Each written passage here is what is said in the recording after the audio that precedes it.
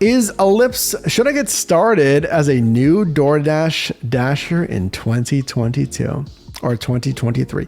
Fantastic question. Short answer, yes. Yeah. Why? In my opinion, it is the best side hustle right now, 2022 going into 2023.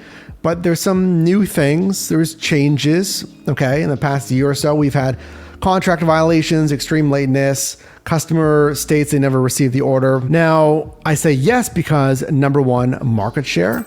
DoorDash has about 60% of the food delivery space. So based on a purely volume metric, they have the market share, which means that's by sales, by the way. That's a stat by Second Measure, which is now owned by Bloomberg.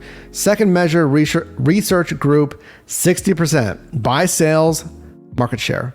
So they're going to be usually busier. They're usually the more popular app. Number two, I've always seen predictable and reliable peak pay. That's the per delivery bonus, the bonus pay.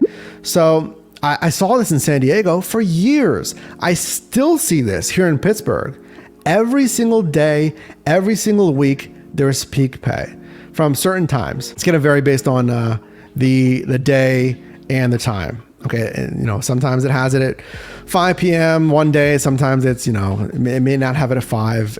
And it also might be like $1, but then other times it might be $3. Then it depends on the market segment as well. Conversely, I've heard like, well, I don't see peak pay ever.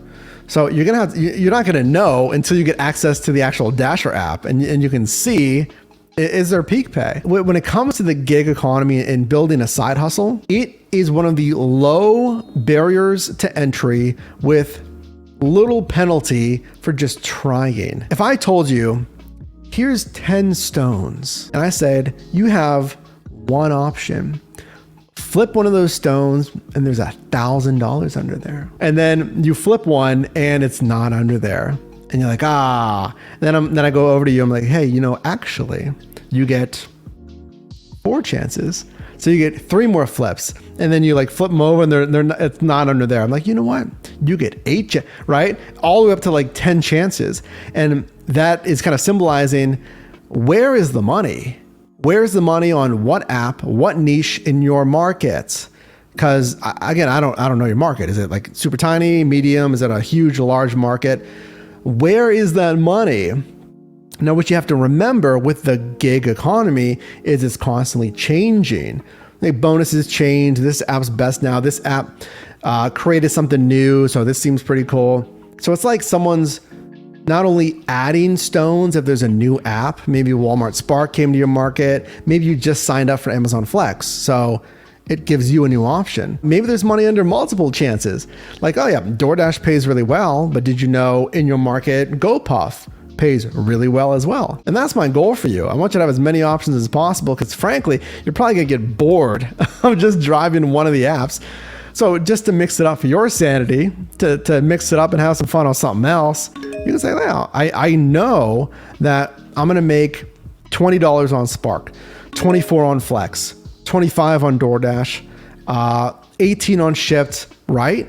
So you can kind of pick and choose and you'll know over time, like the trajectory and then trends of the apps in your marketplace. Follow-up question. My only vehicle to drive for gig work is a 2022 Chevy pickup. Would you wait until after I get a more optimal vehicle or just getting started with this and invest money into a good car later? My only concern, obviously it's a new vehicle, so you're really eating into the depreciation. That's clear. But another concern is it's a Chevy pickup. Not necessarily it's a Chevy. I don't care about that. It's a pickup. So I'm concerned about the miles per gallon. If we're talking about should I use that or should I wait, that's going to be up to you.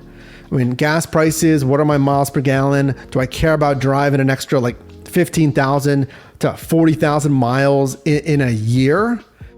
Because if you're doing this full time, you're going to drive a lot. If you're doing it full time, 26 miles a gallon. Yeah, again, it's up to you. That's not bad. 26. If you just work weekends, I could see it working. 26 miles a gallon. You only work weekends. Obviously it depends on the hour. It's just it's a cost benefit. Because now you're getting 62.5 cents for the rest of the year as that mileage deduction, folks. Like, all right, well, new truck, only weekends though. Man, I'm only driving a 1 or 2 hour shift. I don't care if it depreciates a little bit faster, not super fast. And then I can write off 62.5 cents. So it's going to help defray some of my taxable income mode. It's cost benefit.